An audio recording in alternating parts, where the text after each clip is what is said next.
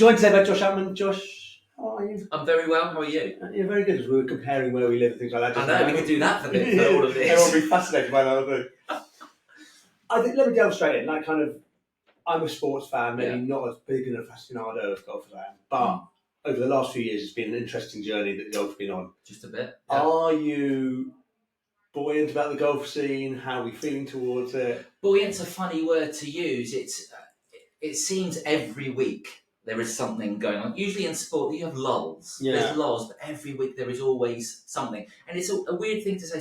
Sometimes I get a bit bored of all of this because it's just so much every week. And look, with Live and Saudi Arabia and the Public Investment Fund, the PGA, everyone, there's so many things going on. For everyone to come together would be easy, but it is not easy because it's like putting a very difficult jigsaw together. So it's just a very strange time in golf at the moment. So because what do you figure your role is in it, in terms of you're there kind of from sport talking about golf, but at the same time, this is all business going on. That's the thing. I don't know if business is my real strength as well. So I have to really concentrate and do a lot of reading up into the PIF, into mergers and how things work as well. And it's funny, I'm not sure fans of golf really care about that, really. They just want to see the best players play against each other. So all of this stuff, you've got to try and get over to the fans and the listeners and the viewers to help them understand as well. Because they just think, oh, come on, everyone, just come together and let's play golf. It's not as easy as that. And since the start, this has been very complicated. And I'd argue now it's even more complicated at the moment. There are just so many things, there's so many cogs going on, and then everyone's very stubborn. That's the thing at the moment. Stubborn doesn't work in sport. So I've got two questions. So just to finish off, do you think it's a good thing for golf? Because I think of it like lots of different sports are going through similar things, and maybe golf is almost the one that appears to be the most kind of fractured at the moment. It's very fractured. I would argue it's very good for the golfer. Because they're winning with John Rahm, a reported $600 million. He's been offered, reported, I should say. And I've said this: the ones that are suffering are the fans. That's what I was going to ask. Absolutely, because they're the ones that want to see everyone play together. And now you've got 5 or 6 great players there. You've got 20 great players there. You've got some there. You've got some who are in the middle of nowhere because they can't get on any tour. And so the fans are getting the worst of everything at the moment. So they're the ones and I get DMs on Twitter and Instagram saying, what's going to happen? I'm not. And someone's saying, I've actually gone off golf. Yeah. They're saying that now as well, which is such a shame for such a huge sport that it is.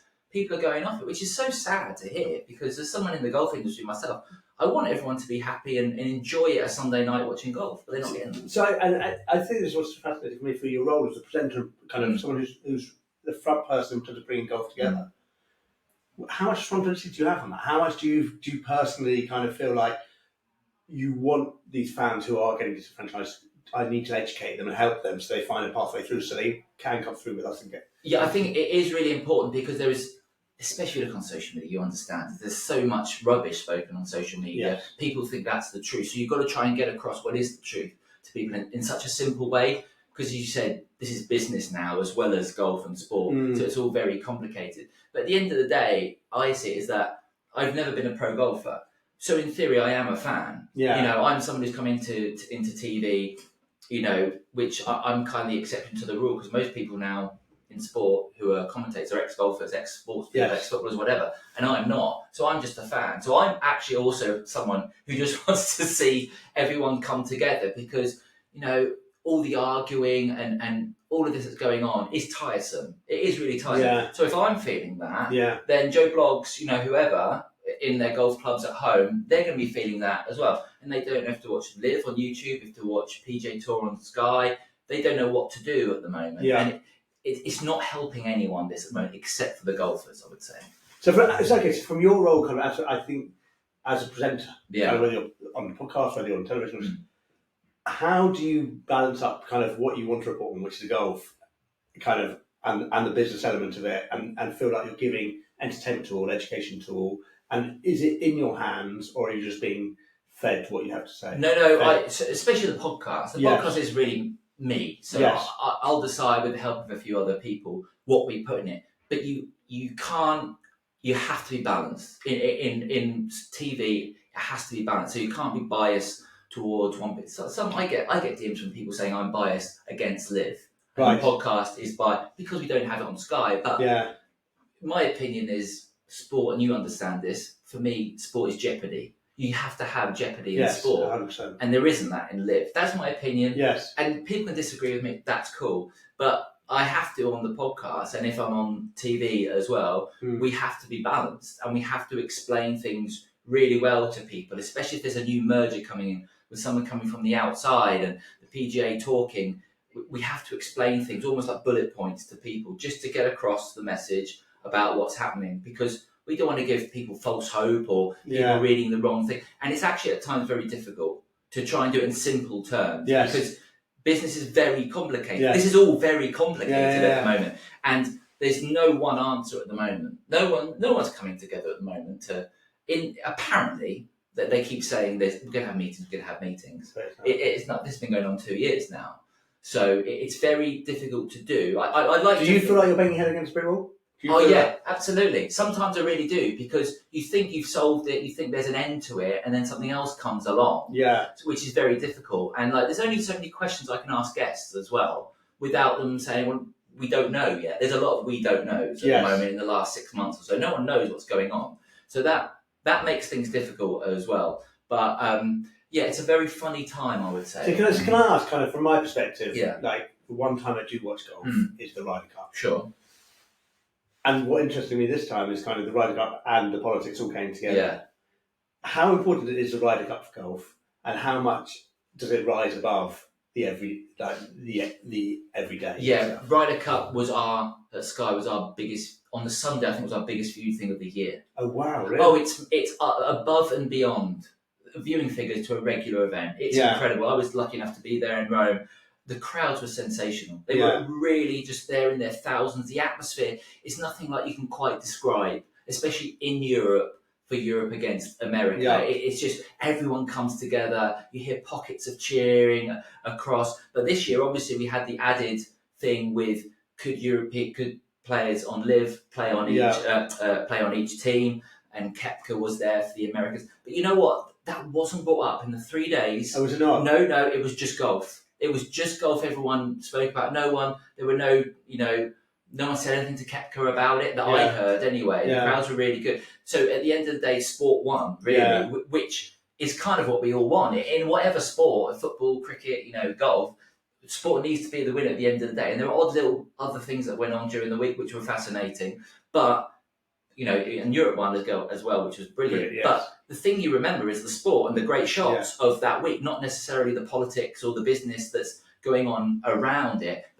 I can't tell you how much the Ryder Cup is a huge event. Does golf does the golfing community realise how it transcends and it is so imperative? Oh, massively. I have friends text me saying, can you get me tickets for the Ryder Cup? They will never text me asking me for a ticket for anywhere else. Not even the Open or the Augusta or the Masters. It's always the Ryder Cup. It's 3 days of just great sport. You get up early. There's thousands trying to get in at 5 a.m.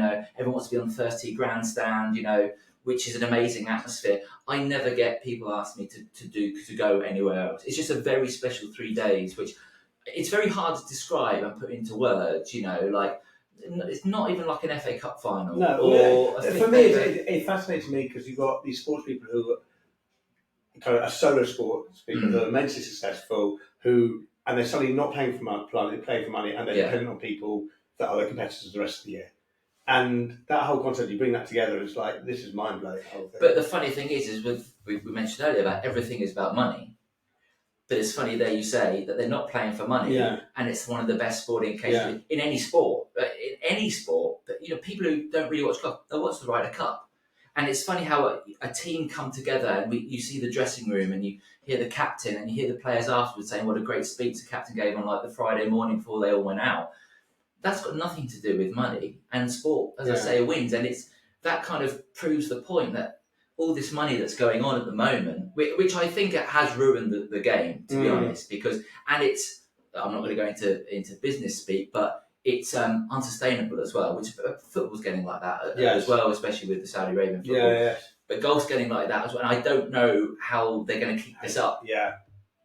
Look, the PIF they've got they got millions and billions and billions. Yeah, they're only kind of competitive, and if they end up being ridiculous, then no one's going to watch it anyway. That's very true. That's very true. So the PGA Tour, I don't think spending more and more money is going to be the answer. What the answer is, I don't know. By the way, let me ask you a bit about you. Kind of, sure. Obviously, television, kind of broadcasting, presenting, and podcasting. Yeah. What do you prefer? Oh, that's a good question. Well, I started the podcast before I started being on TV. Okay. Because I loved podcasts for years and years, Ricky Gervais and loads of football ones as well. And I went to my boss. I said, "Look, I think there's a really big gap in the golf world to do a podcast." His first question to me was, "What's a podcast?" Perfect. That was great. That was a big hurdle to get over. Yeah. That was like 6 years ago. Did a pilot, did a few of them, and I love doing it. I really love doing it. And at that point, I wasn't really thinking about being on TV at all. Okay. But then, because I didn't think I'd be any good at it, to be honest, as well. I didn't like the sound of my voice, and I wasn't that confident. But then I actually started doing the podcast, and I actually thought, you know what, I'd love to be on TV. Yeah. And actually, the first chance I got on TV was pure luck. Like, someone was ill, and I got a call. I remember being at lunch with my girlfriend, and I got a call saying, "We're really stuck, we need a presenter." And I'd never done anything in front of camera before. Yeah. I went, okay. And they said, "We need you to be here in an hour." So I'd done no prep on the tournament, nothing. Okay. And I was just thrown straight in. But you know what was probably the best thing that could ever happen? Being thrown in on something. And you're a live broadcast. Live broadcast. Okay. You just react to it. Yeah. So you've almost got no chance to be nervous, and you're just learning on the job, which in TV, you literally, that is everything, is learning on the job in TV. People don't quite realise but how much goes on behind the scenes, but usually you're just thrown in, you're shown it for 2 minutes, right, go, live TV.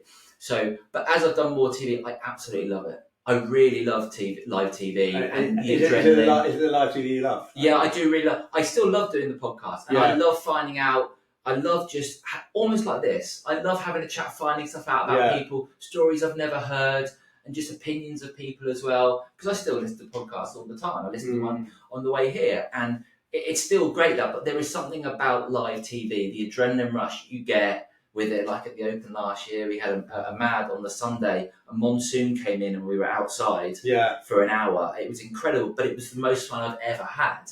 And just listening to the people don't realise in my ear, like in your earpiece, you've got a producer, a director, the PA, and anyone else. And I've still got to try and listen to my guests as well. There's just something really fun about it as well. I love doing it. It's really great, and I meet loads of great people still, like the podcast. I said we have great guests, and then when I'm out, at tournaments, people come up to me and they'll say, "Oh, I really enjoyed that. And when people say that, it gives me a great feeling as well, because I don't know how I've done. Because it's live, you've got no idea if you're good or not. It's nice people to validate what we've done. Exactly, yeah. So that's really nice, and the golf watching community and listening community are brilliant. Okay. Like I really love. Like on Twitter, I have a great reputation with people. I know it can be a horrible place, but I'm very lucky that people are really nice to me on there and out. So yeah, I absolutely love TV. It is really brilliant. So go on, last question. Who have you most enjoyed interviewing? Oh. And who would you most like to interview? Well, I'd love to obviously interview Tiger.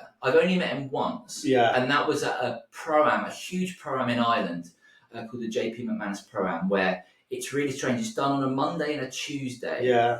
And golf is never on. And the world's biggest players come over from America and turn up at this incredible course. And Tiger wasn't meant to play.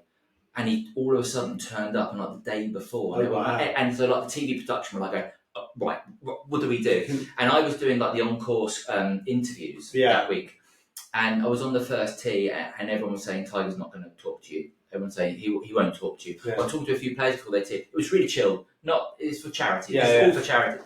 And then Tiger turned up, and it was almost like God turned up through the people. Yeah, he just came through, and JP McManus, the guy running it, who is massive in Ireland. He's like Elvis in Ireland. Anyway. In my ear saying that he's not going to do it, and then I looked at JP and he just gave me a wink. So I just went up to Tiger and I said, "Guys, I think he's going to do it." So they all of a sudden, right, we're going to go live down to Josh, and they came down to me and I interviewed Tiger. It was like 45 seconds, but it's funny. He's got an aura about it. Oh, it's incredible. It's like the Pied Piper. He is. So I'd love to do a half an hour chat. I mean, he's probably been asked every question under the sun, but he's a fascinating guy for what he's done to the game. He really has.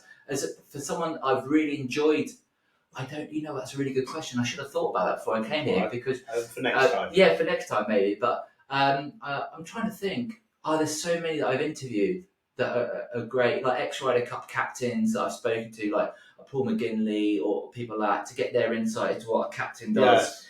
That's really interesting, as well as golfers who have been there, got the T-shirt. They're also, absolutely brilliant as well. Might have to come back to me next time. Josh, yeah. Thanks so much for your time today. Thanks for having me. Great to speak to you.